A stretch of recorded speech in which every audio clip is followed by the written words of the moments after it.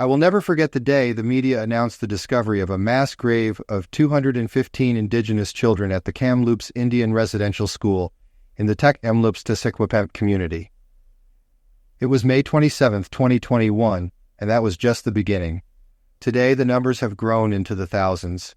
The following weeks and months continued to reveal a situation that is sickening. I am angry. This is my response. The Truth and Reconciliation Project aims to bring awareness, compassion, and action to this very dark period in our country. I wanted the work to be presented on a large scale, so that viewers would be confronted with the size of the problem. There are 139 images in this show, one for each residential school in Canada. While I carefully chose pictures to illustrate what I was feeling, I worked in close collaboration with the owners of Native Renaissance Gallery. Any image that concerned the team was discussed and dealt with accordingly, ensuring images were not culturally offensive in a way I may not have understood. This process alone was deeply informative. I asked myself how each picture could affect the viewer, both Indigenous and non-Indigenous. I want Indigenous people to feel supported, seen, heard, and loved. I want settlers to feel the horror and see the truth, but also beauty, resilience, and innocence. I want settlers to feel moved toward action, but I do not wish to cause anyone trauma. This work is my personal response to Canada's shameful residential school legacy, but the story of each image does not belong to me. Since I usually work from photographs, I felt my technique could do justice to these very old historic photos and bring them alive here in the present. The style mimics how my grandfather used to colorize photos when he owned his camera store.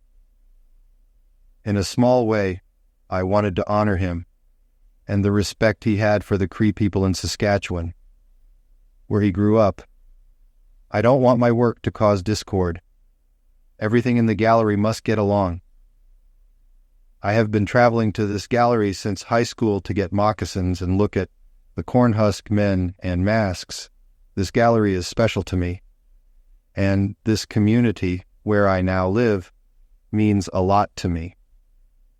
Creating this series has taught me so much, from the critical importance of language to the damaging effect that cutting hair had on children. I have learned more about our unjust systems and that real change can only happen with systematic reform.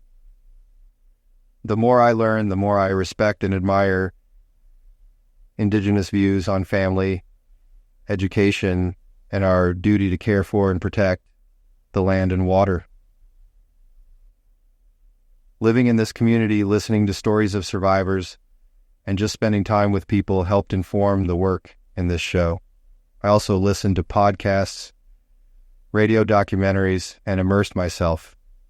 I cried most days.